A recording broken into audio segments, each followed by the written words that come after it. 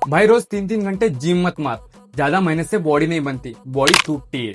अगर ये 5 लक्षण दिख रहे समझ लो ओवर ट्रेनिंग हो रही है। ओवर ट्रेनिंग के 5 लक्षण।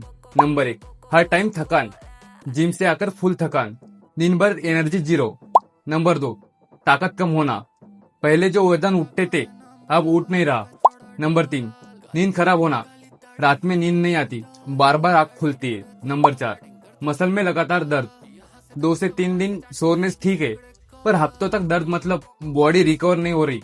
नंबर 5, गुस्सा या मूड खराब रहना, छोटी छोटी बात पर चिड़चिड़ापन, वर्कआउट में मन ना लगना।